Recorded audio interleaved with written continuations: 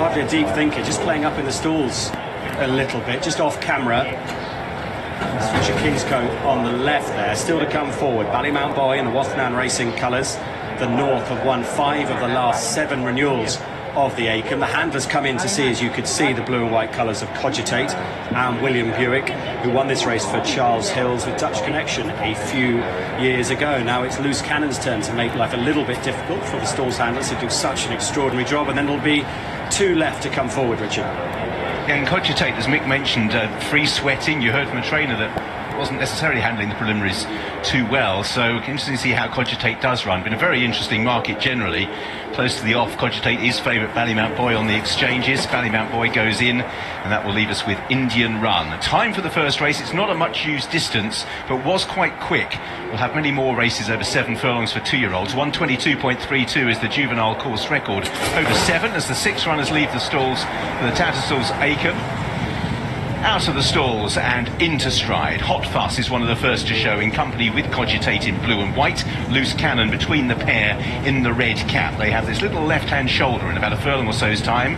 In 4th place on the running rail is Edwardian. Out towards the centre is Indian Run, and Ballymount Boy is the back marker of a clustered field, headed by Hot Fuss as they make this little turn towards the straight.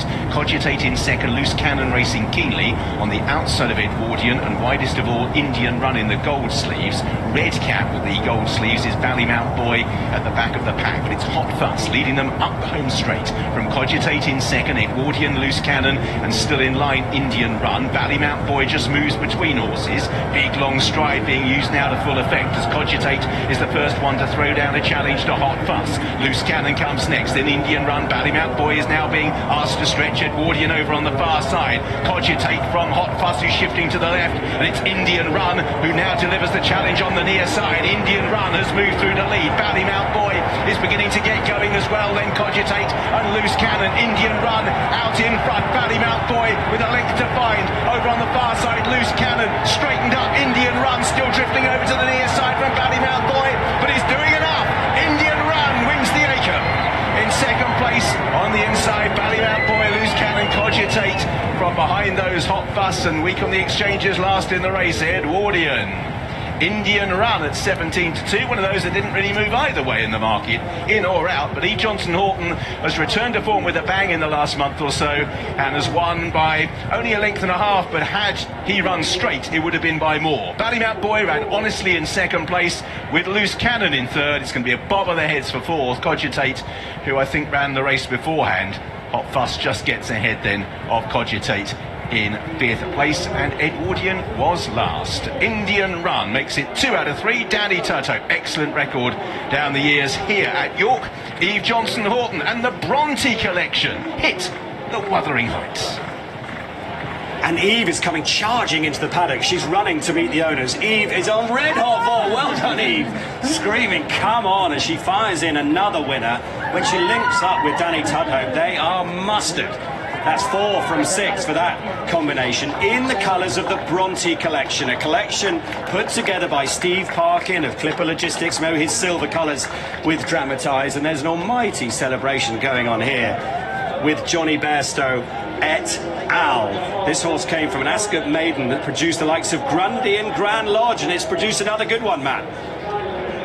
Well, Eve Johnson Horton has had Royal Ascot winners. She's an Acomb winner. How does this feel? I'm so chuffed for all the boys. It's brilliant. Absolutely brilliant. Tell me about the Bronte collection who own this horse. Well, here they are. Look around. There's quite a lot of them. I think we all made a lot of noise, so yeah, it was great. And this is a proper horse, Eve. Yeah, we've always really liked him. Came into us late. He's done everything really nicely. He didn't have an easy trip there, you know. He was wide all the way, no cover. He toughed it out. I'm so excited. You're going to be thinking about the 2,000 guineas now. Due hers first. Bring it on, come on. We love that. And lads, tell me, how good is this? Who's? Well, you can talk. With a jacket like that, you can definitely find some words. Thank you very much. No, it's absolutely superb. We came into this, we didn't know what to expect, but what a horse! And the way it finished today, and as Eve said, it was coming off the side and everything else. So no, it's been superb. Great. Fabulous for you all, and you can dream of classic success and all kind of things. There's 15 of us in this syndicate, and we all have a great amount of fun. We're all friends. Steve sorted it all out, and obviously Joe Foley in charge. It's been brilliant. Absolutely fantastic. Let's go to Ollie. Yeah, well done, Danny. Just hearing from Eve and the owners, a smart horse, this lad. Yeah, he won very nicely at Ascot the last day, and today, we just, well done. It's just let him, land where he wants to really, and he didn't go much of a pace the first furlong or two, and he's a bit keen, but he picked up very well, very well. He was impressive there, and he kept galloping to the line, which was good. Yeah, and obviously getting quotes for the guineas next year. He'll stretch out over a mile, you reckon? I'd say so, looking at that, yeah. It's a long way away yet, he's very much unfurnished, this horse, and he's got a good future. Can I just get a quick reaction to the news that Paul Hannigan will be retiring on Friday, a stalwart of the weighing room? I never knew that. Yeah, exactly. He's been a great guy to work with, and he's going to be starting this. Thanks, Danny. Well done. Indian Run wins the Tatzel's Acom. And you remember who won it last year? Chaldean. As Ollie said, this horse getting quotes for the Kipco 2000 guineas. Before that, the Dewhurst.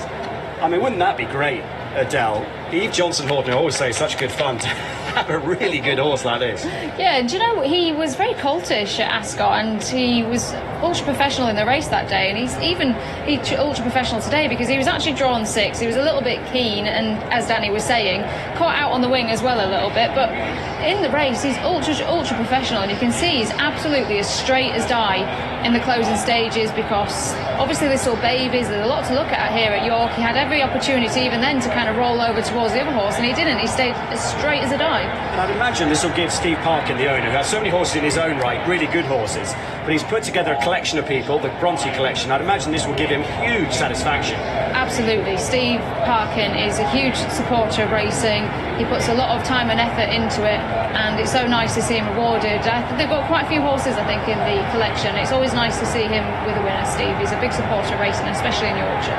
And what did Francesca ask you before the race again, Jason? I can't remember. She said, couldn't Indian Run go close here? And I said, absolutely.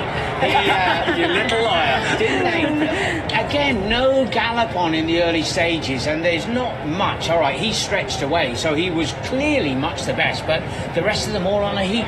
On top of each other. Yeah, you'd almost want to see it run again under different circumstances because there wasn't a huge amount of pace. A highly emotional Eve there. I read after he won at Ascot that she said, oh, well, we don't have any fancy entries for this horse, but he's going to be getting some. And he's entered in the Mill Reef, he's entered in the Dewhurst as well, which she mentioned in her interview after the race. But this is a really good stepping stone, and he's shown some really good tactical versatility and good speed in the end there. And her dad won the Dewhurst with Toot Searle a few years ago, 2002 I think that would have been. Gets a pat from one of the Bronte collection, Jay Bairstow. And I think Eve will relish taking on the powerhouses. There's a result, favourite second at 11-4.